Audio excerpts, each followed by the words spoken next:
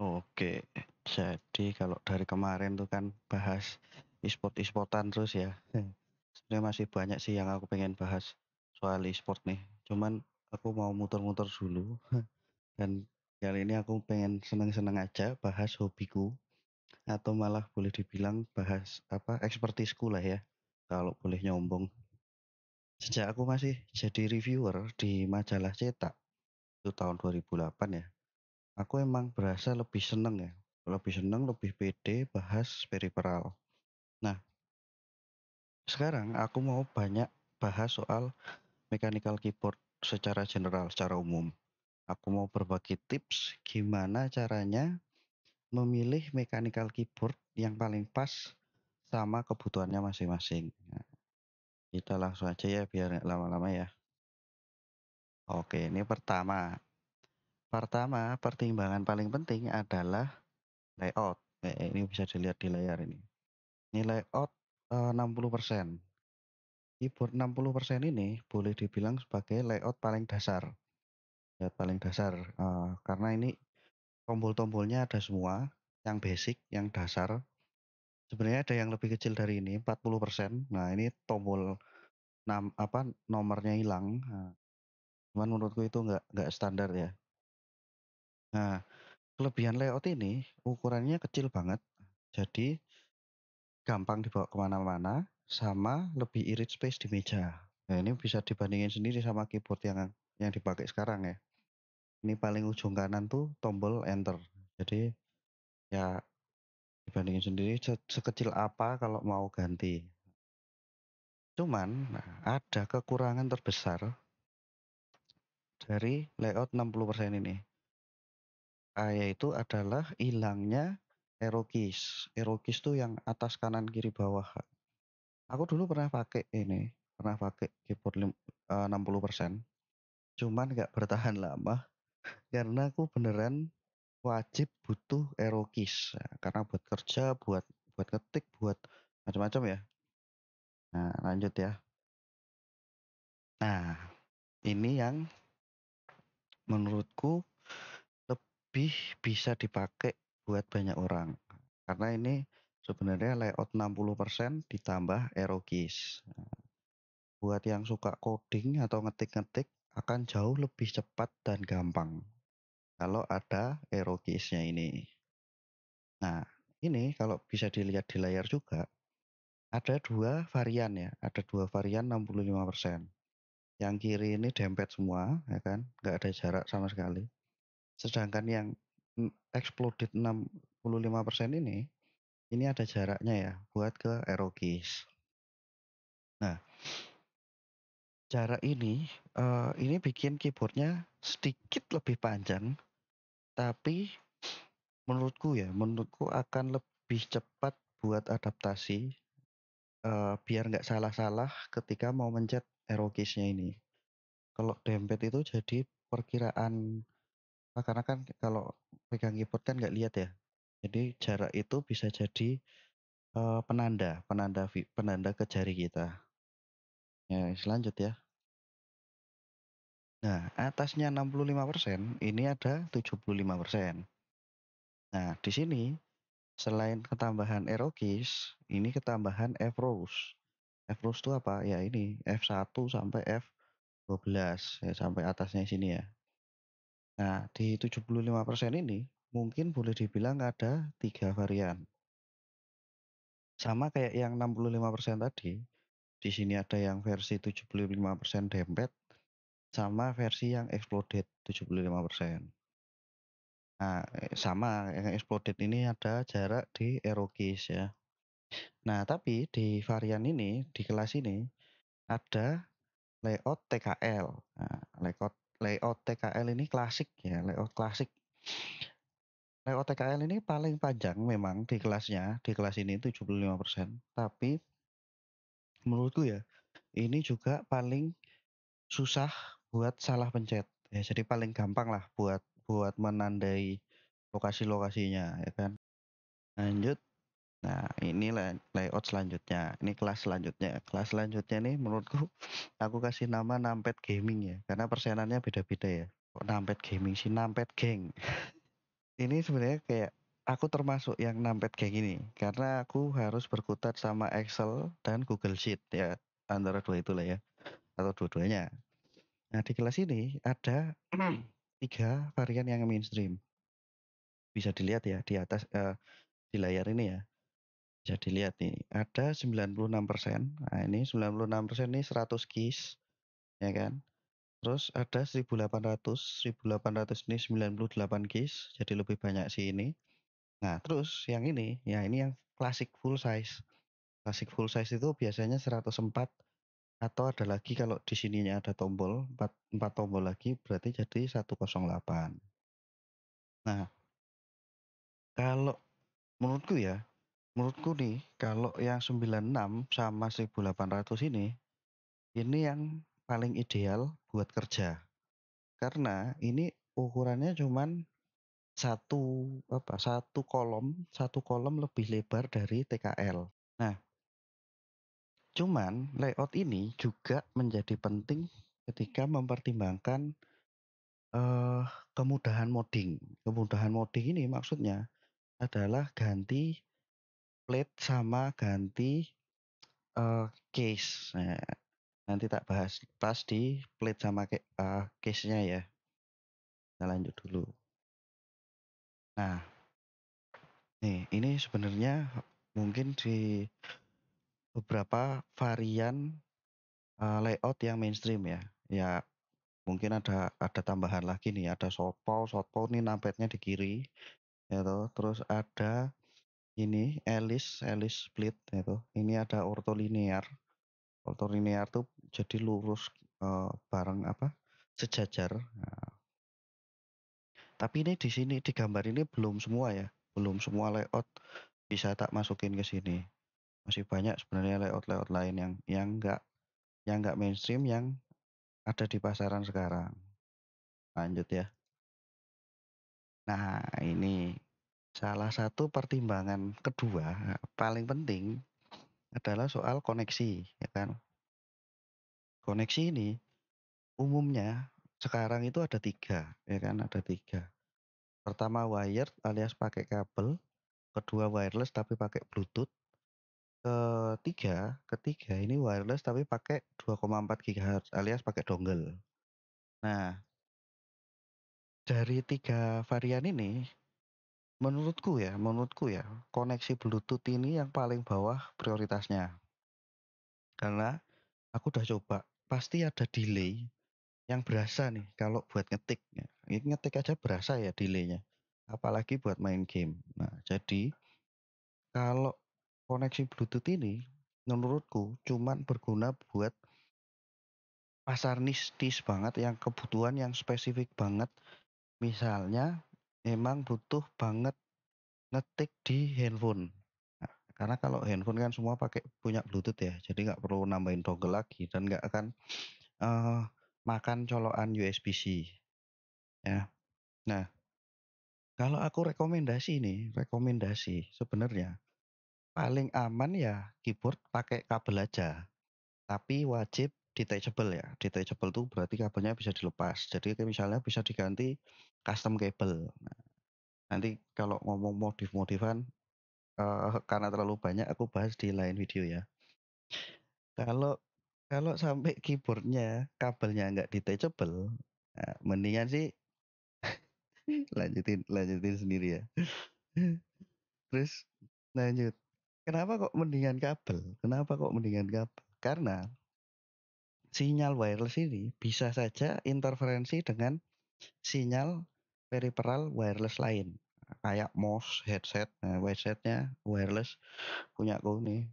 Nah, buat aku pribadi, prioritas wireless pertama itu ada di headset, ya kan? Karena aku bisa dengerin musik sambil jalan-jalan ya toh, sambil duduk-duduk di mana balkon. Ya. Kedua, prioritas wireless kedua adalah mouse. Nah, karena kan kita aiming-aiming ya.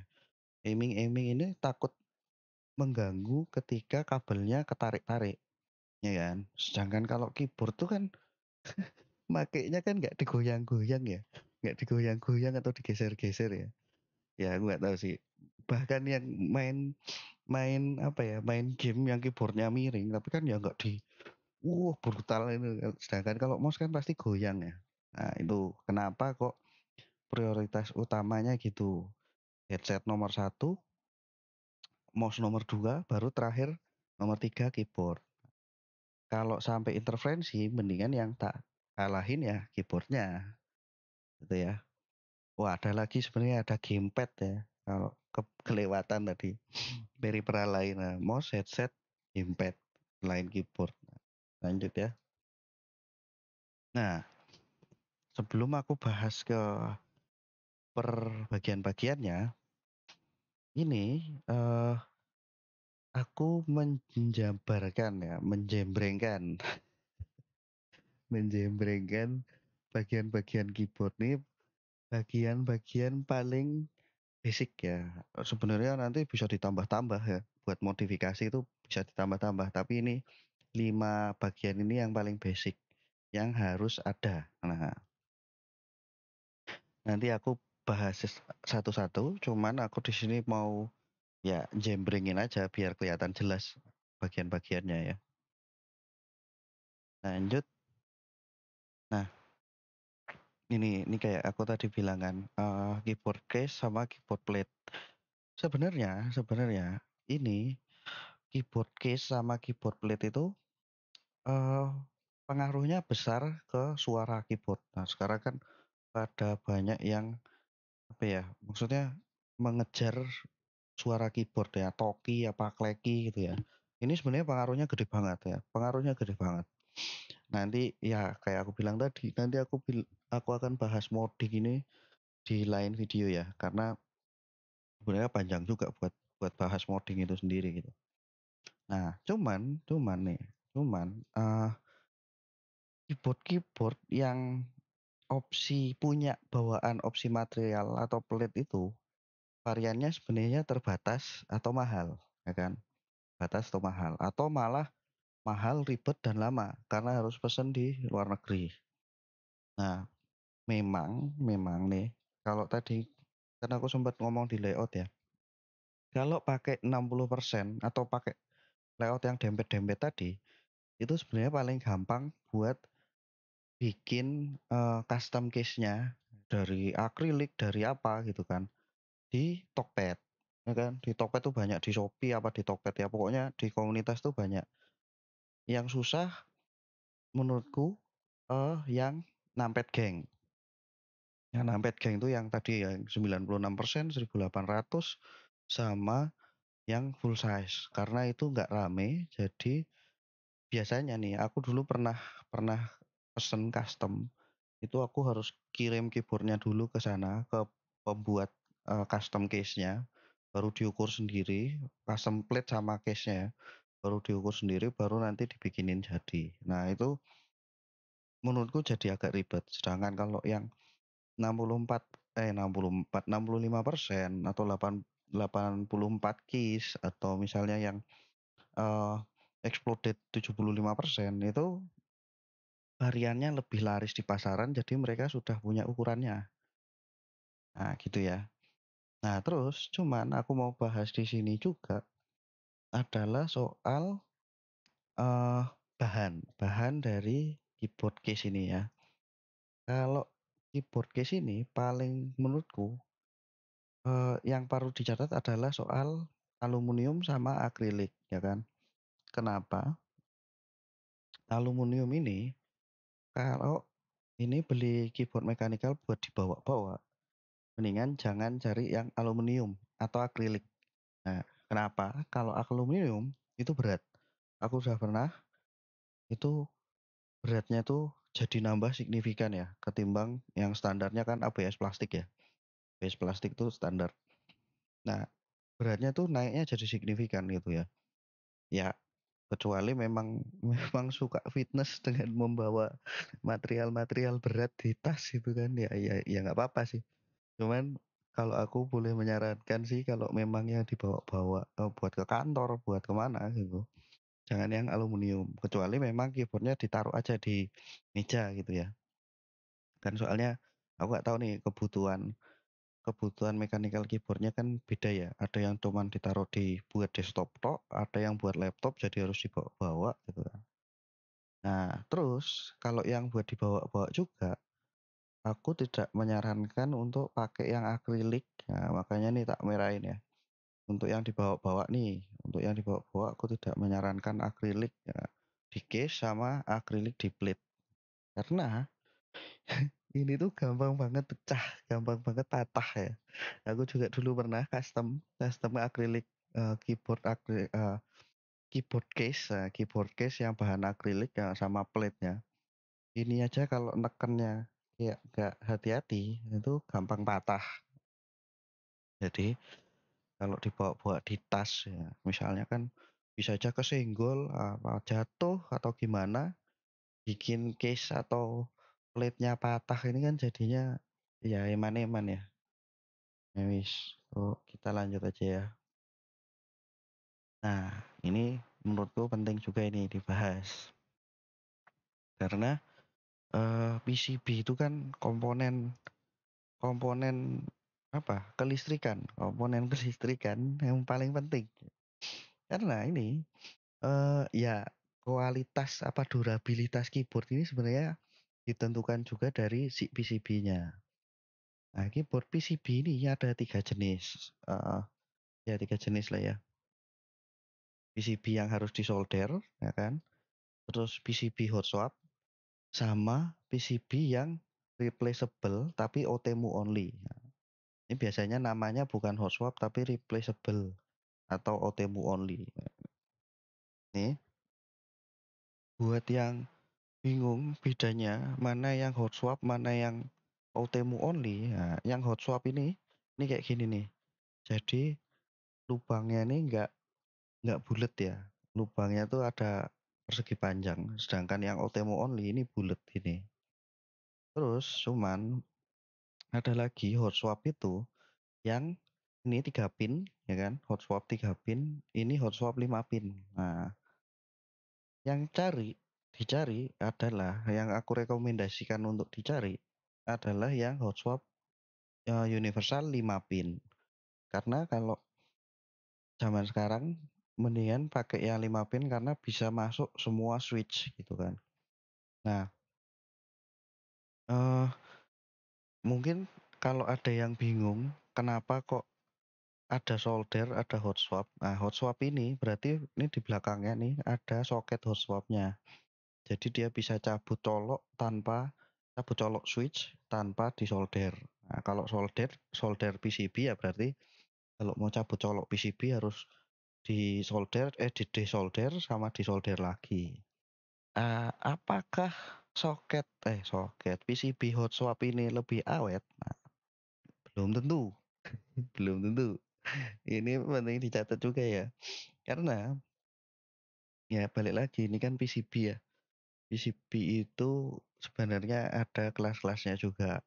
Ada yang murah, ada yang mahal. Nah, karena aku pernah punya, aku nggak mau sebut brand keyboardnya yang mana, tapi aku pernah punya yang hot swap. Soket hot swapnya ini jebol. Pas tak pasang ini, pas tak pasang switch ini coplok ini. Ya udah, sebenarnya untuk urusan awet dan enggaknya ini sebenarnya agak susah. Karena kan ya satu, misalnya pas mau beli di mana gitu kan, itu kan nggak mungkin nggak bisa bongkar atau misalnya di online ya, beli online kan nggak bisa lihat, nggak semua ngasih foto PCB-nya kayak apa ya. Nah, cuman mungkin bisa tanya-tanya di grup FB apa di grup Discord atau komunitas mana gitu. Cari tahu seri mana, nggak cuman brand ya, nggak cuman brand, brand dan seri mana yang kira-kira tuh sering dikomplain gitu. Ya aku sebenarnya ada beberapa nama, cuman aku nggak mau sebutin di sini, nanti takut apa-apain ya. Pokoknya eh yang paling penting adalah nggak selalu keyboard hot swap ini pasti awet ya. Itu yang penting dicatat. Kalau cuman ya kalau menurutku tetap mendingan tetap dikejar yang hot swap karena kebutuhan nyoba-nyoba switch itu tadi ya. Nah, kita masih ngobrol soal PCB karena ini memang komponen penting ya. Jadi menurutku ada banyak yang harus dibahas ya. Kalau di kalangan entusias, pada bilang cari yang PCB-nya short phasing, ya kan? Nah, short phasing tuh artinya apa? Short phasing tuh artinya LED-nya mengarah ke bawah ini. Mengarah ke bawah nih eh, short phasing. Sedangkan ini north phasing. North phasing itu mengarah ke atas. Nah, short phasing ini bisa digunakan untuk menghindari interference antara switch dan keycap yang cherry profile. Nah, cherry profile ya. Tapi menurutku ya, fitur ini gak harus dipaksain. Ya, ini short phasing ini ya. Sebenarnya banyak juga user awam yang nggak notice, ya nggak notice sebenarnya bedanya ini interference atau enggak tuh menurutku banyak user yang nggak nggak sadar gitu loh, nggak notice lah.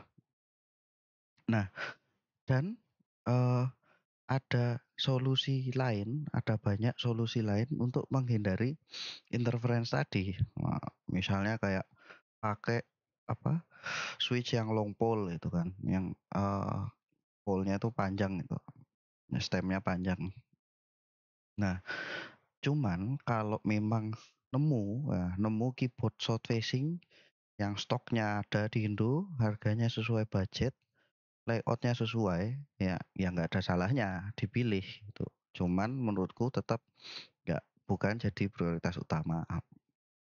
Karena ya misalnya nih, dulu tuh eh, tahun 2020, 2021 gitu, itu tuh aku susah banget nemu keyboard hot swap short phasing yang ada numpadnya ya, karena aku dari dulu memang butuh numpad ya, butuh numpad. Nah, dulu tuh susah tuh nemu yang hot swap short phasing numpad eh, harganya masuk budget. Nah, jadi aku lebih memilih keyboard layout yang ada numpadnya hot swap tapi north facing. Nah, terus ini kita bahas yang kedua nih, stabilizer.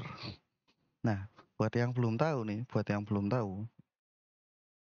eh, tombol-tombol keyboard yang panjang, nah, misalnya shift kiri ya kan, spasi ya, backspace, enter ya, itu kan panjang-panjang ya. Nih, nah itu pasti di bawahnya ada yang namanya stabilizer.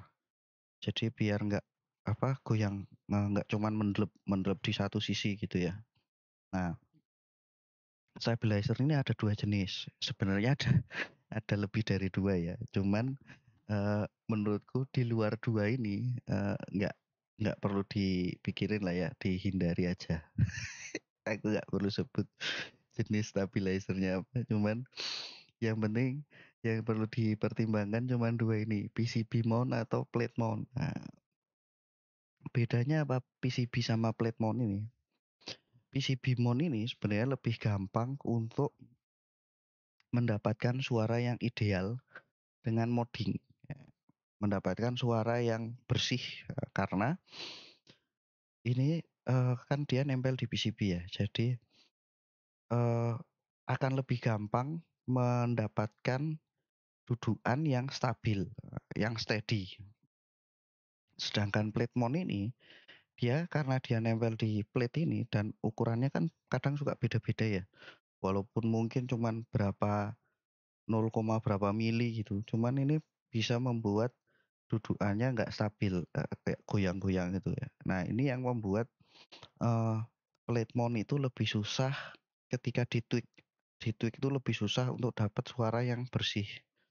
Nah, cuman PCB mount itu akan lebih susah, jauh lebih repot untuk misalnya ditweak ulang, di loop ulang apa ditweak ulang itu karena harus bongkar satu casingnya lagi. Karena di bagian belakangnya ini ada skrup atau ada clip innya yang harus dicopot kalau mau ngetweak ulang apa ngeloop ulang. Sedangkan plate mount ini eee, lebih gampang dicopot, bahkan cuman perlu nyopot keycap sama switch-nya aja, nggak perlu bongkar casing apa plate lagi. Ini tinggal dicopot keycaps-nya, copot switch-nya, terus dicongkel aja di sini nih, apa di atas ini ya, ya ini di atas ini, dicongkel. Kalau aku pribadi, aku sekarang sih mendingan plate mount, ya, mendingan plate mount, karena ya itu tadi, karena aku males males buat bongkar-bongkar ulang kalau misalnya aku harus ngelup lagi si stabilizernya.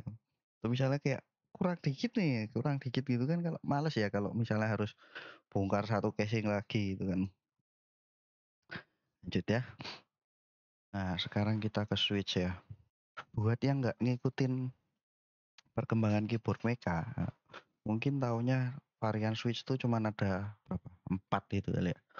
Blue, red, brown, black. Nah, tapi sekarang sekarang tuh ada ratusan ya, ratusan varian switch, ratusan. Nah, jadi ya karena terlalu banyak dibahas, akan bikin video terpisah. Karena kalau dibahas semuanya di sini ya jadinya tambah panjang lagi nih videonya. Cuman menurutku ada 4 kategori besar. Pertama adalah linear. Linear tuh dulu mungkin dikenal red switch. Terus ada tactile. Tactile tuh dulu dikenal brown switch. Terus ada clicky. Clicky itu dulu blue switch. Nah, terus sekarang juga ada yang namanya silent switch. Terus rekomendasi switch ini gimana? Nah, menurutku kalau masih awal-awal atau coba-coba mendingan lebih aman ke linear switch. Kenapa? Karena kalau tactile switch itu feelingnya bisa beda banget satu dengan yang lain. Nah, misalnya nih, Gateron Ink Kangaroo, Cherry MX Brown, atau Casio Boba U40. Nah, ini Casio Boba U40 nih. Itu feelingnya beda banget, beda banget. Nah, suaranya juga beda banget. Sedangkan linear antara satu sama lain perbedaannya tuh nggak sesignifikan itu. Ya, at least dibanding tactile ya. Terus, kalau yang clicky gimana? Kalau yang clicky, kecuali emang situ suka ngajak ribut orang, mendingan jangan pakai clicky ya. Ya, kecuali itu tadi.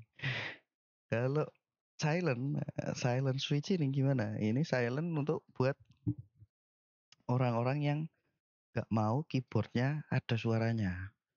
Karena nanti di sini tuh biasanya di dalamnya ada karetnya buat biar suaranya tuh jadi dep dep dep gitu. Cuman memang feelingnya biasanya jadi mushy ya, mushy. Ya pokoknya jadi karena dia antara plastik ketemu karet gitu loh. Nggak plastik ketemu plastik. Nah, karena varian switch itu banyak banget. Makanya tadi aku rekomendasi buat beli keyboard yang hot swap 5 pin. Nah, jadi bisa nyoba-nyoba dan ganti-ganti switch terus sampai nemu yang beneran cocok. Kalau mau pakai yang solder jadi lama, kalau pakai yang OTMU replaceable only, ya itu jadi nggak bisa nyoba semua, kan. Lanjut ya. Sekarang kita ke keycaps. Nah, keycaps ini juga sebenarnya ada banyak, cuman kategori kategori besarnya, keycaps profile itu ada 2 kategori besar. Sculpted sama uniform. Sculpted itu yang biasa ditemukan di keyboard desktop. Nah, dari atas sampai bawah tuh tingginya beda-beda. Di biasanya tuh ya ini bisa dilihat ya, OEM nih. Ya ini tengah paling pendek, atas paling tinggi, ya kan. Atau misalnya Cherry juga beda nih semuanya. Eh, nggak rata lah istilahnya, nggak rata. Sedangkan kalau uniform, eh, profile uniform yang paling umum itu XDA sama mungkin DSA kali ya. Nah ini rata ini, dari atas sampai bawah tuh rata. Kayak keyboard laptop lah ya. Keyboard laptop kan rata ya dari atas sampai bawah. Jadi buat orang-orang yang lebih nyaman, ya sudah terbiasa banget pakai keyboard laptop, mungkin bisa milih yang uniform. Terus, keycaps material. Nah, keycaps material ini ada 2 juga biasanya, umumnya, ada ABS sama PBT. PBT ya, ABS ini biasanya lebih murah dan tapi lebih, tidak awet. Jadi PBT ini lebih mahal dan lebih awet biasanya ya. Walaupun ada yang namanya keycaps GMK yang bahannya ABS cuman bagus gitu loh, tebel sama awet. Cuman kalau aku sih, aku nggak sabar nunggu GB ya kan. GB itu bisa 6 bulan. Terus ya ya menurutku sih aku nggak punya duitnya untuk beli keycaps yang harganya sampai 3 juta atau bahkan lebih ya. Cuman ya mungkin kalau orang-orang beda-beda ya. Nah, lanjut ya. Eh, nah ini juga penting nih. Karena kan sebenarnya mechanical keyboard tuh kan ada nggak cuman switch yang kayak gini. Ada yang ini nih. Se ini ROG RX switch. Nah, ini dudukannya beda sama ini kan. Nah, dudukan ini akan setengah mati ganti keycapsnya. Karena kebanyakan keycaps dijual di pasaran, keycaps third party, itu dudukannya ya plus gini. Selain itu, ini tuh apa ya, Romer G, Logitech Romer G. Itu Logitech Romer G Switch itu juga dudukannya nggak kayak gini nih, dudukannya nggak plus gini. Nah, makanya nih hati-hati kalau misalnya mau beli keyboard gitu. Tapi biasanya ini jarang sih yang pakai gini, cuman nggak ada salahnya diperhatikan. Karena kalau udah salah beli yang kayak gini ya kemungkinan nggak akan bisa ganti keycaps ya. Terus, nah, masih seputar keycaps compatibility, ukuran ukuran tombol lah. Ukuran tombol itu berarti bisa termasuk keycaps dan jarak di PCB-nya itu tuh beda-beda. Nih misalnya ya, ini GK61, ini GK64. Bisa dilihat nih shift shift kirinya ini beda sama sini. Nah, ini yang lebih normal tuh yang ini nih. Yang GK61 sama ini mungkin 84 keys ya. Nah, GK64 ini pakai shift kiri 2U. Sedangkan normalnya shift kiri itu 2,25U. Nah, kalau nggak salah ya. Kalau salah dibenerin. Terus ini juga shift shift kanan ya. Shift kanannya ini 1U. Sedangkan shift kanan yang normal itu 2,75U. Atau ini juga mungkin sekarang sudah mainstream shift kanan yang 1,75U. Jadi harus diperhatiin juga misalnya ketika mau beli apa keyboard, benar-benar nih dilihatin nih, oh ini kayaknya ukurannya kok beda ya, ukurannya beda. Nah, ketika pas beli keycaps harus nyari yang shift 2U. Keyboard-keyboard lain yang gaming-gaming itu juga biasanya apa bahkan ada spasinya yang nggak standar. Spasinya tuh 6,25U harusnya. Tapi bahkan ada yang 6U aja sama ada yang 7U. Nah, itu penting ya. Karena biar biar nggak repot nanti kalau misalnya mau ganti keycaps. Nah, lanjut. Menurutku nih sampai sekarang ya, sebenarnya banyak orang merasa software akses nih nggak penting gitu. Cuman sebenarnya banyak manfaatnya itu loh. Kalau keyboardnya punya akses ke software yang bagus. Karena bisa rekam makro, bisa remap key ya, gitu. Dan dua fungsi tadi itu nggak cuman kepake buat main game, tapi juga bisa buat shortcut Photoshop atau Premiere gitu kan, atau ya shortcut di aplikasi lain lah. Kalau softwarenya bagus, ya ini menurutku yang bagus nih sebenarnya kalau bisa pakai VIA, QMK VIA, VIA QMK, ya itulah ya. Nah, karena lengkap banget jadinya. Jadi banyak banget konfigurasi tombol. Nah, lanjut ya.